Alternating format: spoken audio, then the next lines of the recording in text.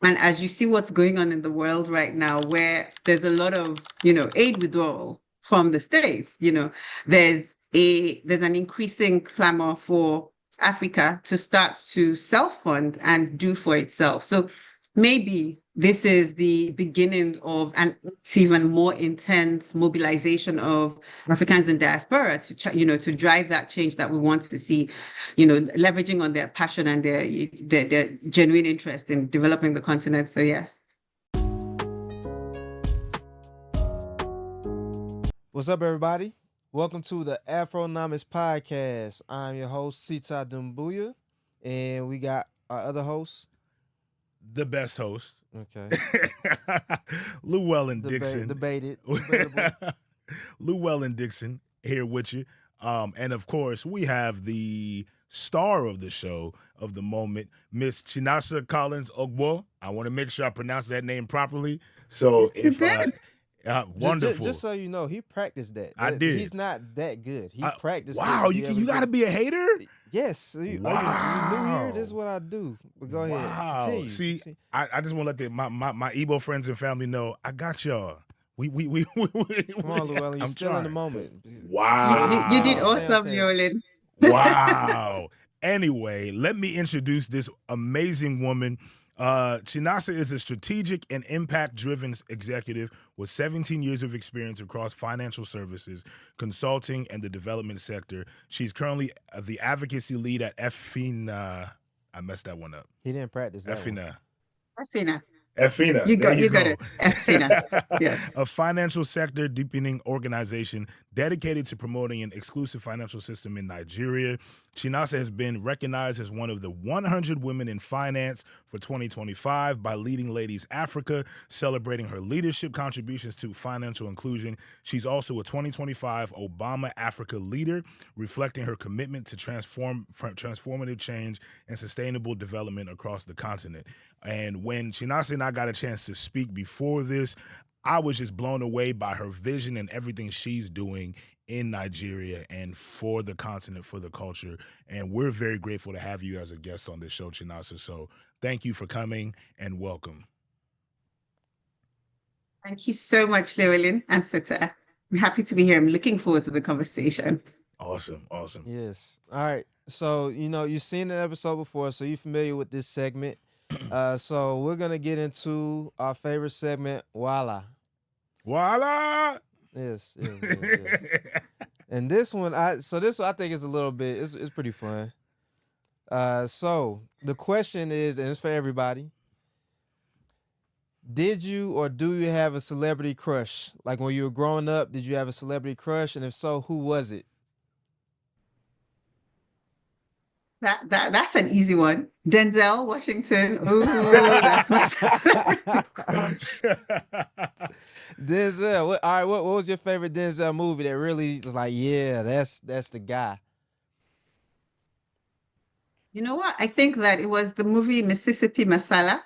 It's such an old one, but that's like the first movie of his that I watched. And I don't even know if you guys remember it, but I remember it so much.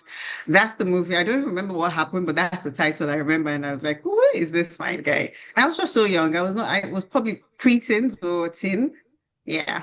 It's a long time ago. Okay. I've been liking Denzel. All right, Llewellyn, who was yours? Okay, so y'all don't judge me, okay? We will judge. Y'all don't judge. I'm going to give two because there were two. Okay, one is not real. We listen, we don't judge. One is not real and one is real. One is a cartoon character and one is a human being. Kim Possible. Kim Possible. Don't listen. Dr. Umar looking at you crazy listen right now. I grew up in Germantown, Maryland. It was a very diverse culture. Kim Possible and Raven Simone. Because I was watching That's So Raven and I was and Topanga. Boy, you love you some Disney Channel, bitch. I was a Disney kid. I watched Disney Channel. Boy Meets World. Topanga? Man, as a kid, Topanga was it, man. All right, that's it. Yeah. Really? Yep. I gotta remember. I watched Boy Meets World. I mean, like college. Watch the college years. Topanga, and Raven Simone. Yeah. And Raven Kim Possible. Simone, Kim Possible. We have completely different tastes. Well, that was me then. Me now. me now. Me now. I realized everybody I just mentioned was either not black or light skin. Now I like dark, like as dark and chocolate as possible. So that whole taste have changed. Now Thames is the most gorgeous woman in the world to me. Okay. All right. Okay. All right. So mine, and I mean, I had some, I guess, celebrity crushes. So, one I would say, when I was young, Lauren London. Of course, everybody. Nunu. Did. Everybody. Nunu. Did. Nunu. But no, you got to go younger than that, man. Because Lauren London.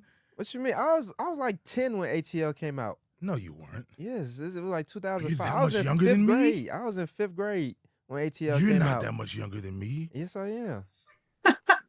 Because I remember Lauren. I was well into my in fifth teenage years grade. when I discovered Lauren I was London. born in 1995. Jesus wept. Oh That my came out in goodness. Now I feel 2005. very old. Now I feel old. I feel ancient. How old are you, Chinasa? Don't No, you don't ask a young. You don't ask a woman her age. My bad. I'm sorry. I don't have no manners. I'm just gonna assume you're 25. I'm That's it. millennial. I was born in the early 80s. A true millennial. A true millennial. Oh my goodness. That, you know what? You just shaved off like 20 years off my age. And that's amazing. All right. Who I said? I said Lauren London. That's one. Paula Patton. You like all the ones that everybody like, but these were all grown. We were grown when that happened. When I don't know. Paula Patton. Hitch came out in like 2007. I was 17. I was 12. We can do this all day. There's an age gap. Oh Jesus. And then this one is gonna be random. Y'all probably not even gonna know who this is, but Shay Mitchell. No. She was on Pretty Little Liars. But I She was black? like, she's like Asian, I think. Like I don't know. She's Whoa, like, that's yeah. left. It wouldn't have. But she like, I think, I don't know. It's hard to describe. Or maybe she's like Samoan or Polynesian or something like that. Oh. Yeah, no, she tough. Okay, well done. Yeah. But we should say, like you, I say most of the women I tend to go for, or at least in my dating history in adulthood, tend to be like brown skin. I'll say I've done a little bit of everything: brown skin, dark skin, light skin. Well, you know, life is a rainbow. Yeah. Right. All right, We so like variety. So, all right, that's enough of enough Wahala. For today. That was fun. That was a good topic. fun. Yeah, you got some interesting ones, Hey, brother. listen. Kim Possible Enough was of the well Wahala drawn. segment. Kim Possible is insane. Kim Possible was well drawn. That's going to be the topic of this clip. Kim Possible was well drawn. Ooh, nah. Miss Elastigirl was thick as hell. Oh, and what's her name? Roger Rabbit's wife. Right. Jessica Rabbit. Jessica Rabbit. How did he pull her though? Bruh. But anyway, we getting off topic. all right, yeah. So, Guys, but tell me, what's the idea behind Wahala segment? What is it what informed the name? Because that's the Nigerian lingo.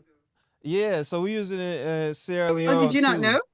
Yeah, we know that. Yeah, we use it in Sierra Leone too. Yeah. So the purpose is, the conversations we're talking about business and people's background. So it's a little more serious. So the Wahala segment allows us to put something more lighthearted and Ease fun into it. to kind of ice, break the ice. Mm-hmm. Yeah. Makes sense. Absolutely. Okay. We're gonna talk about some heavy stuff, some good stuff, but we gotta change people's lives. But we also gotta entertain them a little bit. Yeah. You gotta draw people in. And then once you got them, it's like, we're gonna educate you now. Yep. We're gonna give you some real information. That being said, please go ahead and tell us a little bit about what it is that you do, all of the world-changing ventures you have going on in Nigeria, and I'm sure everywhere else. Let us know a little about you. Awesome.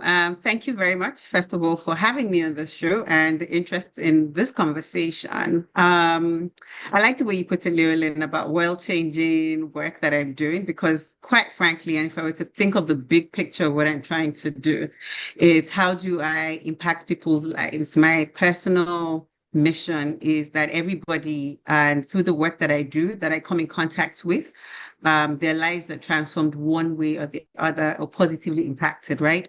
And so I will start with the work that I currently do, the role that I play at an organization called EFINA.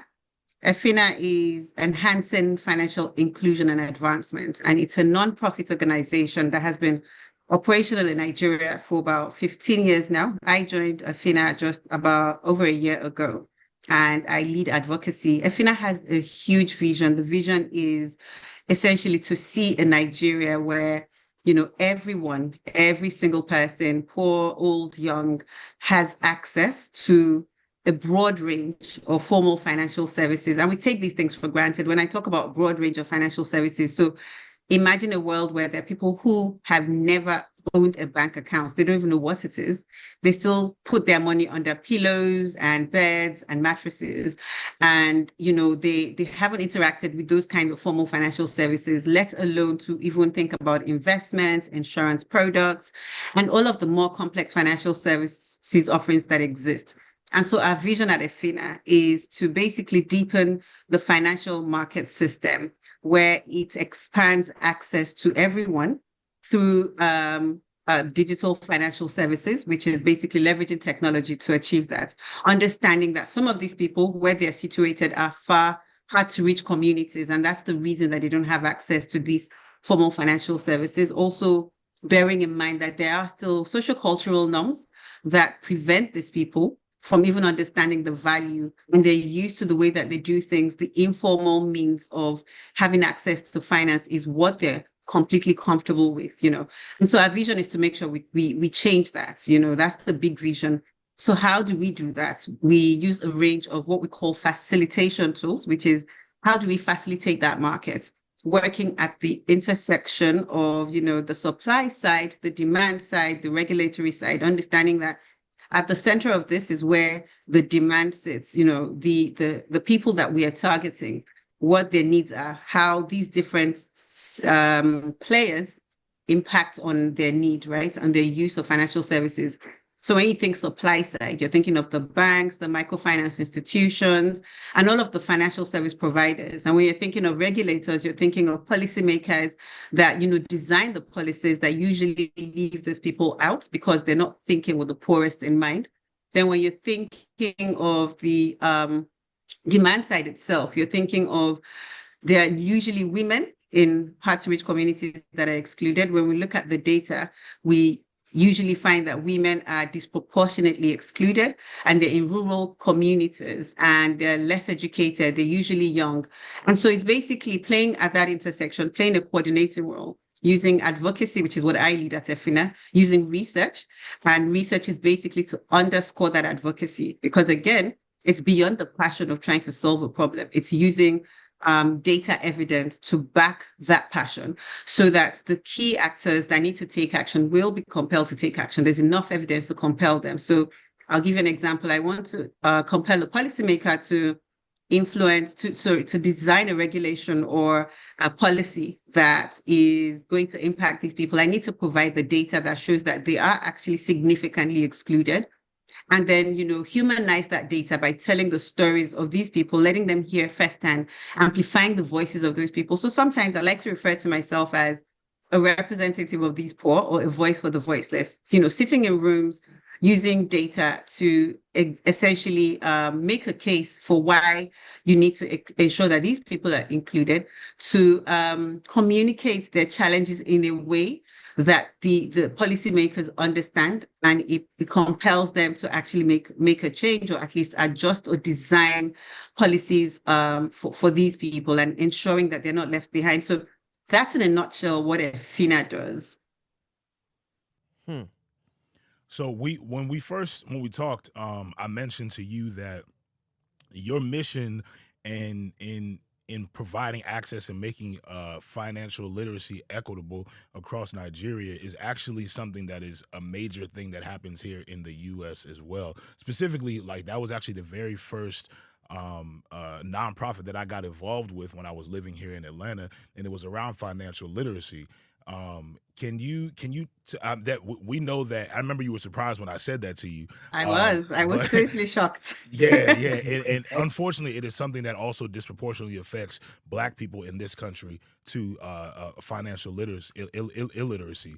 Can you talk about how how do you partner with other organizations or even other people doing things in other countries in Africa to get the same mission across? Because we know that it is not. I'm sure if it's happening in Nigeria, which is a pretty, in comparison to other African countries, Nigeria is a much more prosperous country. Then we know what's happening in other countries as well.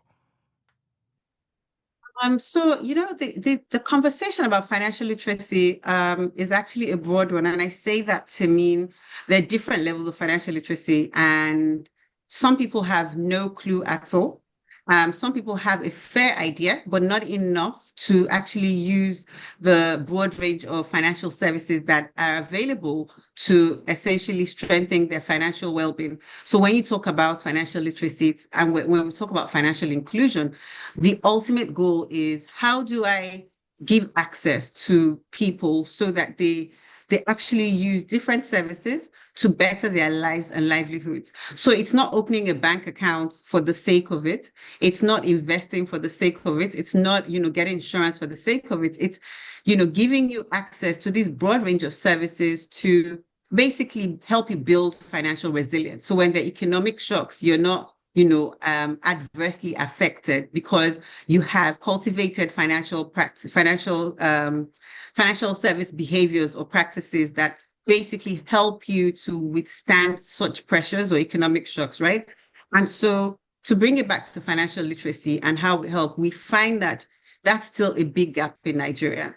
And it's at different levels. So for the people who are completely excluded, we're starting from the basics. But then the people who are even, partially included or fully included, there's still things that they don't know. Even I myself, as a financial inclusion advocate, there probably still there's a range of financial services that I still need to educate myself on and educate in a way that it allows me to be more financially resilient, right? So working with other partners, again, financial inclusion or the exclusion problem isn't limited to Nigeria. It's across the world, as you actually mentioned. And so when I said I was surprised, I think that it was more in terms of the nature of the exclusion you spoke about, in terms of people still putting their monies under mattresses, etc.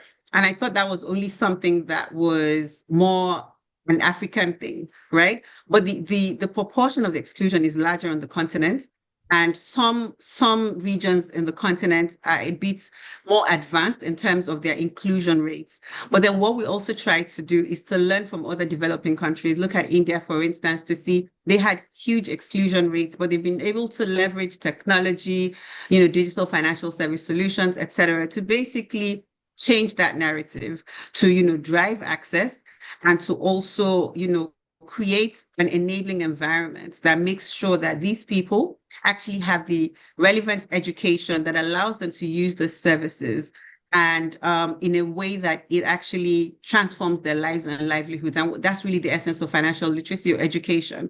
And so basically it's, working across regions and across different parts of the continent or even outside globally to take lessons to see how they're solving this problem, bringing it into our market, understanding the nuances of our market, and basically situating it within that to say what works and what doesn't work. What do we take out of India's lesson? What do we take out of Kenya's lesson? What is applicable to this market that would work? On giving an understanding of our own communities and the people that we care about. Now, and I see you guys are taking a global approach.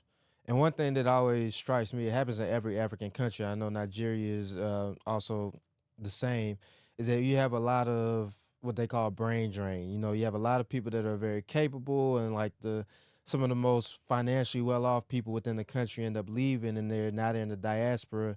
And then you just kind of lose a lot of that talent and financial acumen. how are you guys leveraging or trying to pull in the diaspora, if you guys are trying to get them to be involved and take an interest in the financial inclusion of people back in what they call home base? Like how does that look? Have you guys had success with it, or is it something you guys it's on your radar? So first, let me acknowledge the fact that yes, indeed, we do have that challenge, the brain drain problem, and people like me remain here because, there's immense hope. I'm in Nigeria because I believe and I see the potential that it holds and it carries, and I do understand the reasons and the motivations for why people also live. Right? It's not we can't discount it, but what I also do say is if we all leave, then who's going to solve the problems here? But one thing I must say though is for the people who are in diaspora, because quite a number of them are truly passionate about the country. And even though they are outside, they're actually actively, trying to look for solutions also based on their experiences. Because to be honest with you, home, there's nowhere else like home, and they do want to come back home. But it's also, whilst we're out here, how do we contribute to the development of the country that we call home? And based on what we know and the learnings that we have here and the access that we have, how can we give back? I know that there's the Africa Union has the AU sixth region, which is basically trying to drive how using our leverage of Africans or Nigerians, well, Africa in this case, and diaspora, and leveraging the strength of these people, because there's a huge number of Africans that are not at home, they're in diaspora, and basically creating an initiative that helps, us bring that concerted effort back home and ensure that we're also getting the dividends of the people that are outside and the learnings that they have.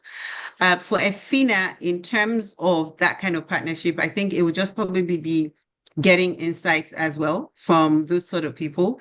They could also then contribute through funding supports. EFINA is funded by Gates Foundation at the moment. We are open to other funding sources. And as you see what's going on in the world right now, where there's a lot of, aid withdrawal from the States, there's an increasing clamor for Africa to start to self-fund and do for itself. So maybe this is the beginning of an even more intense mobilization of Africans in diaspora to drive that change that we want to see, leveraging on their passion and their genuine interest in developing the continent. So yes. So I had to look at my phone to remember from our previous conversation, you said something and I told you I was going to bring it back because I wanted you to say it again.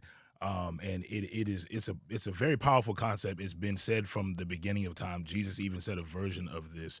But you said when you design for the poor, you design for everyone. Can you please, expound on that some more? I think that was Absolutely, your viewpoint on that was absolutely. powerful.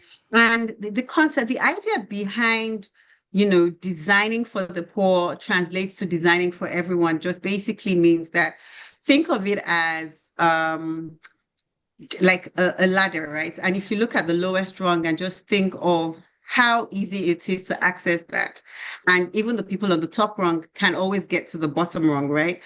So when we say we design for the poor, we're designing in a way that gives access, that democratizes access to everybody and ensures that nobody is left out. When you design for the upper sort of echelon, you're leaving those people out because it's harder for them to sort of understand the dynamics or concepts or even the approaches or even the complexity that you design with those people in mind. And I'll give you a real life example. One of the campaigns that we've been driving at EFINA, it's under the Inclusion for All advocacy initiative, which is just a pro-poor platform. And what we found was with the ID enrollment, which is a key enabler. So a lot of people don't have access to bank accounts because they don't even have the required documentation like ID. So I know in America, everybody has the foundational ID, which is I think in England, it's called the National Identity Insurance Number, the NI number. What do you have? You guys have the Social Security number, correct? Yeah. Now, a lot of Nigerians don't have that foundational ID, which essentially is the gateway to access to a lot of formal services, including social welfare programs. Now, when the government started to drive that enrollment process for people to own their national identity number, that's what it's called in Nigeria.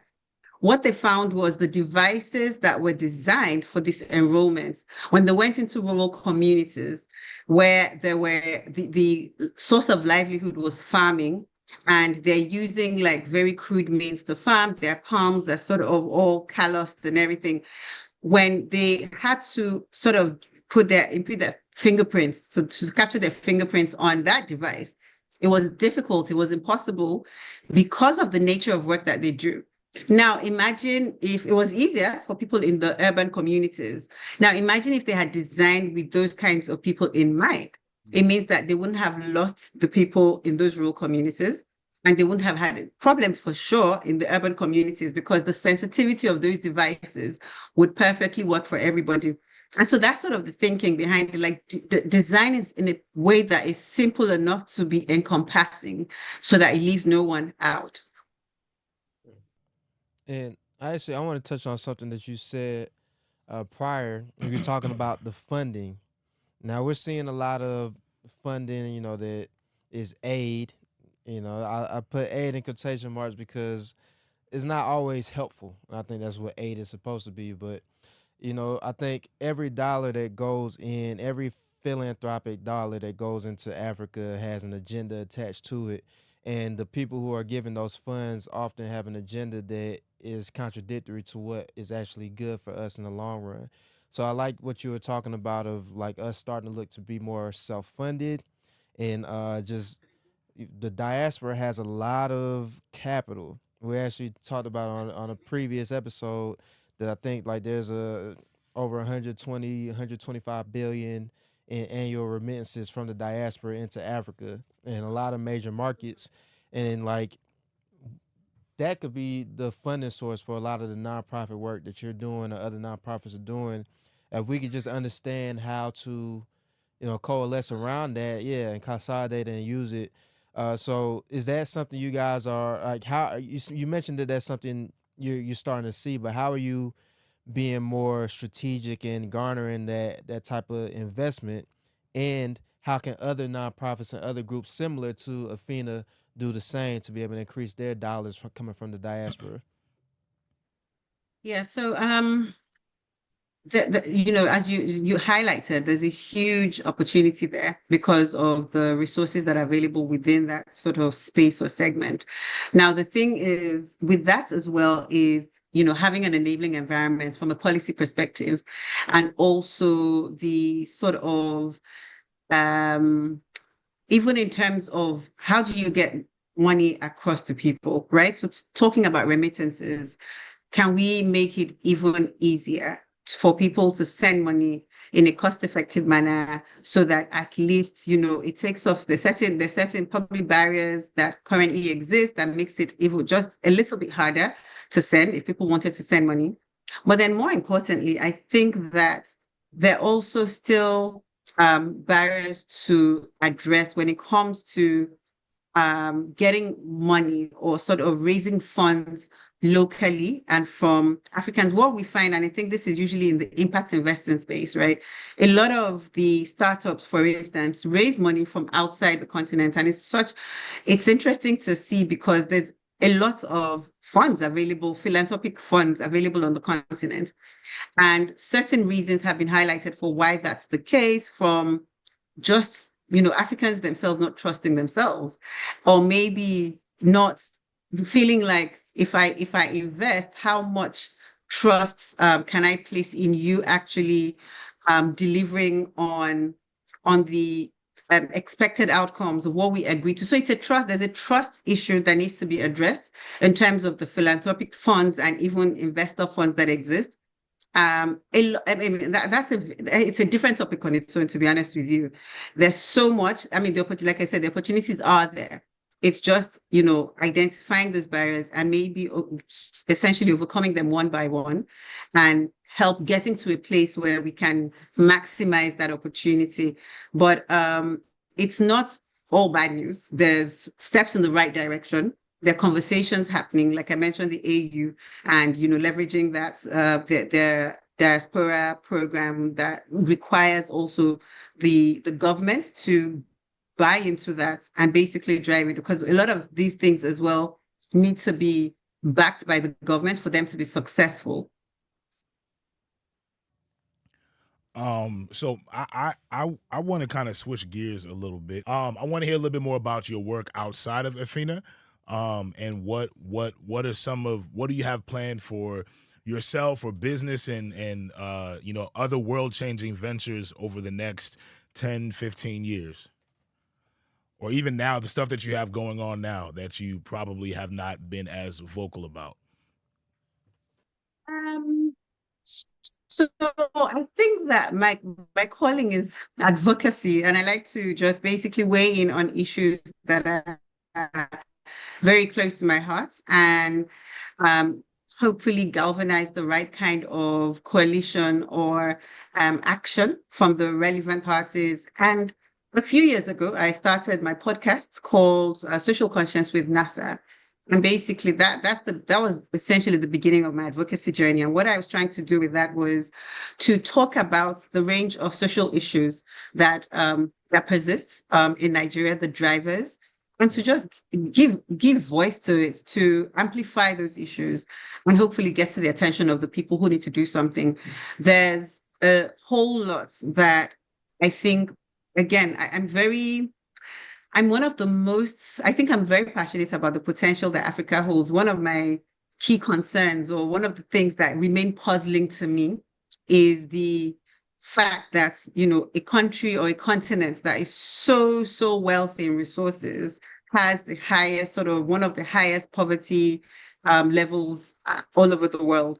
And it doesn't make sense. It makes you wonder, what are the drivers? Why does this persist? I know it's a number of different factors, going from our social cultural norms and beliefs, the systems that exist that are weak, the leadership, corruption, etc. And so what I try to do with that platform is to amplify those issues, and to also talk about, what are the things driving it, and how can we course correct, or at least correct these issues, so that we can be the best of ourselves, or make the best of what we have. So that, I mean, it's advocacy, to be honest. I think I'm the ultimate evangelist, as they say. Yeah. I like that. And to that point as well, I think everybody in this conversation has Africa's best interest in mind, and trying and wanting to find solutions for Africa, and making sure that it lives up to its potential. And that being said,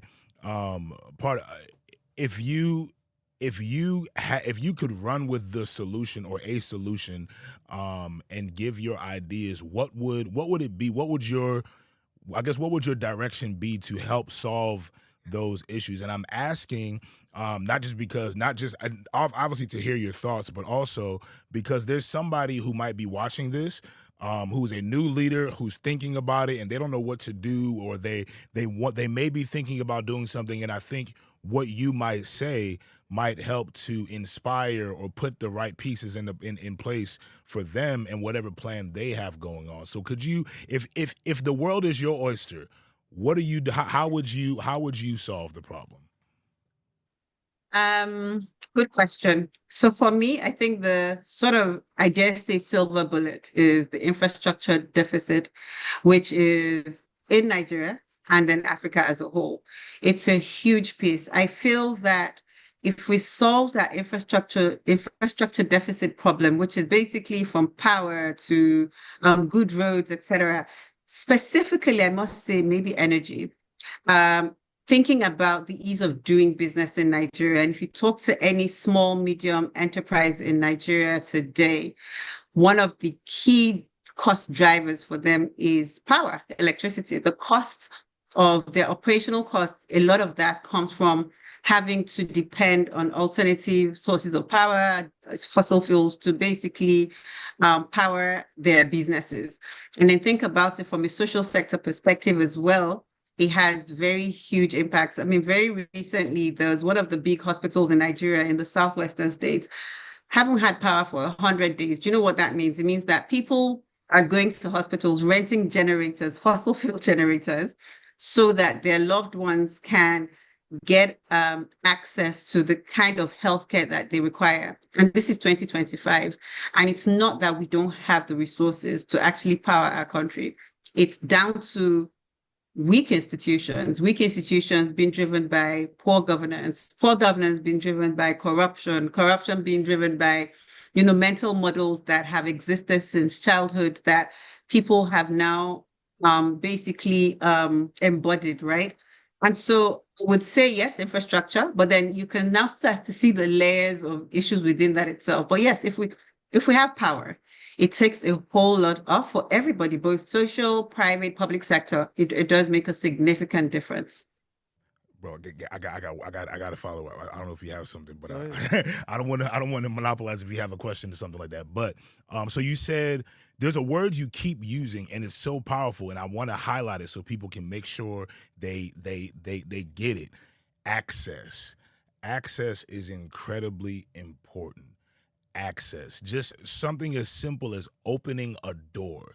You don't, if you can get the door open, the person can take it from there. But in most cases, the issue is they can't even get inside the door. So I just wanted to highlight that word because you've said it multiple times, and access is incredibly important. But then also, to your point, I 100% agree that infrastructure is one of the biggest solves, because I even think about Liberia and how you don't really find properly paved roads outside of Monrovia. To get a distance that, in actuality, if the road was paved, it should take maybe an hour to get there. But because the road is not paved, it takes 4 hours or more to get there. And it's a thing of, so there's a story in the Bible in the book of Nehemiah where they're rebuilding their city, and they have in one hand a tool to build, and in another hand they have a weapon to fight people who are going to be trying to get them from building the city.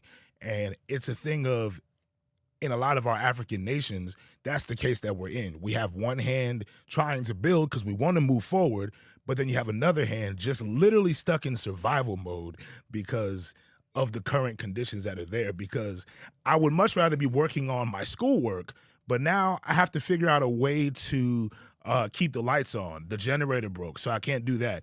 Or for me to get to school, I have to drive down a dirt road, and it's hard, or whatever. I can't get to school because it rained and the road is not paved, so it's muddy.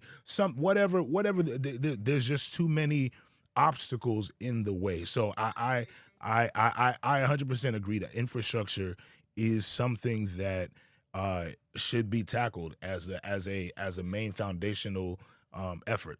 Yeah. I mean, if you have thoughts, I just want to pass it on to somebody else. Spot on. I love the analogy. It's the truth. It's the dilemma we find ourselves on, you're trying to build, but you're also trying to stay alive and, make sure that, things sort of keep moving. So yes, I couldn't agree more. Yep.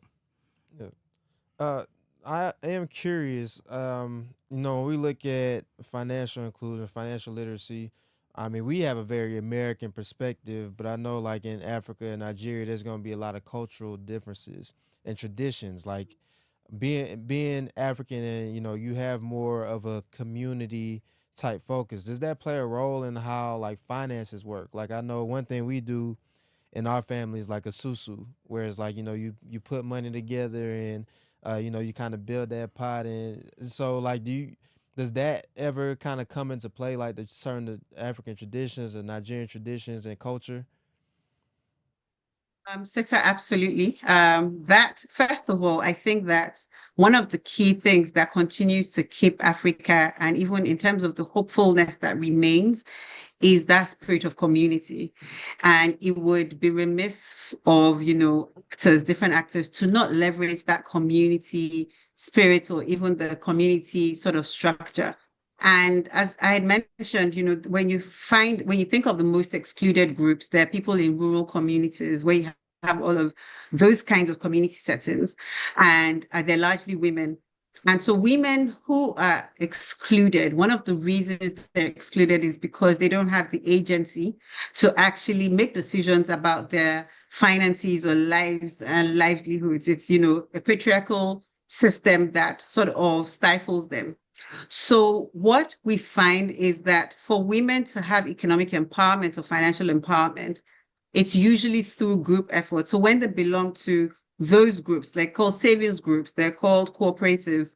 When they belong to those groups sort of it's like collective agency that allows them to then make these decisions, that allows them to now be empowered because that system is basically giving them strength and giving strength to their voices. So it's a huge piece of the solution, leveraging those groups, especially for women. And we're finding that that's really one of the ways, the informal group settings to drive the inclusion for the women who are excluded, especially in these rural, hard to reach communities.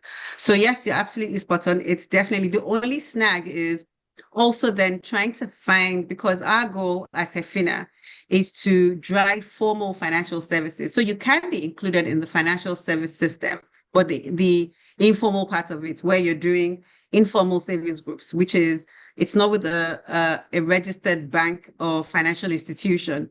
It's with a local thrift collector in your community or, your savings groups that don't have any sort of bank accounts. And so for us, the sort of delicate play is what we say is how do we formalize the informal? So we see these groups serving the purpose that it should. It's actually addressing the fundamental needs of these women. But we don't want to disrupt that. So how do we delicately formalize and ensure that we also give them access to more in a way that doesn't disrupt their existing system that works perfectly for them? And in fact, what we're going to do with formalizing it is to enrich that experience, to strengthen it, to make them see the additional value, from being formalized. And so it's a tricky one because with formalization does come a number of requirements that these women or these communities, for instance, are not very conversant with or are not familiar with. And it's still ongoing work, but definitely there's power in savings groups or, group settings. The World Bank, for instance, has a program that it's been running. It's called the Nigeria for Women program. It's a huge initiative that's seen quite a number of women now financially empowered because they're part of these groups and they have agency. We've seen their lives transform, their livelihoods, etc. So it's amazing. Community leveraging that is definitely one of the ways to achieve that goal. I love how you are focusing and being intentional on making sure that women have access and that's also a specific part as well, because we know that in general everybody's affected by poverty and not having access and equity. But I'm sure in Africa, women definitely play it affects them a lot more simply because they're women. Am I wrong about that, or is there a way to how would you Simply because what? Simply because they're women. No, I No. maybe Okay. maybe we could sort of put it that way. But let me also mention that we don't focus on women because they're women. We focus on women because they are, from data, the disproportionately excluded demography, right? So again, people usually feel like, oh, everyone's focusing on women, everything is about women. But yeah, because data shows that women, being the majority population, are disproportionately, excluded from all of these things. So it's why do we want to, close that gap between male and female to ensure that nobody's left behind. If the reverse were the case, if there were more men excluded, we'll definitely be doing the same thing. So I try not to, it's should I say gender agnostic? It's about people having access, and we follow the data. What does the data say? So it's evidence-based, basically. I love that. Go ahead. Now this is a question that's a little different. I know. So you're looking at the demographics of there's differences between men and women. Does tribalism ever get in the way of some of the work that you're doing? I know, sometimes Igbo, Yoruba. Does that ever have an impact, and you have to kind of navigate that? Just curious. The way that tribalism or ethnicity affects the work that we do is really around the social norms, the cultural norms within different communities, right? And so if we were designing a solution or an intervention, we would usually, first of all, think about the nuances of the cultural norms of those groups of people. And so what that means is if I were designing an intervention for people in the North, I'm unlikely to carry that same intervention. Can you hear me? Yeah, we can hear we can hear you clearly. It's the video is choppy, but we can hear you clearly. Right, okay. If I were designing for people in the northern parts of Nigeria, for instance, that intervention, I will need to tailor to the southwestern part, just because, again, their way of being, their cultural norms differ, and it impacts the way that they make decisions, the way that they consume services, their idiosyncrasies, their psychographics, just basically all those little details that actually impact on how they can receive whatever message or solutions that you're providing. And then what you'll find interesting is even in the North. Sorry, can you hear me? You're good. Yeah, we're good. We can hear you. Yeah. Okay. Just keep going. Okay. Well, you find that even in the North, right? In you can find that in one state and within a local government, there's still a lot of discrepancies. There's still nuances that you have to sort of design for, or at least pay attention to make a difference. So in that way, yes, it does impact on our work, because you have to think of everybody's peculiarities and nuances and sort of predilections, etc., to ensure that you can't basically bring a blanket approach, I guess is what I'm trying to say. You have to tailor solutions. Yeah. Gotcha. Awesome. Well, thank you, Chinasa. I think we are close to out of time, but 2 questions before we go. Number one, Sita always has one that he asked, and I have the last one. Yeah, so for somebody you already talked about, it's not on camera, but we already talked about how you came to America on a couple trips and didn't like it. But for somebody who's going to Africa for the first time, what's one experience you think that they should get, whether it's like a food they should try, a restaurant, or location they should go to? Like, what's one thing that you recommend? When people say Africa, Africa is huge, 54 countries. So which part of Right. Africa? Anywhere. Which part of Anywhere. Africa? Anywhere, But then if based I on were your to speak about experience. Nigeria specifically, because there's an ongoing war. Sorry? No, go ahead. I feel like I know what you're gonna say.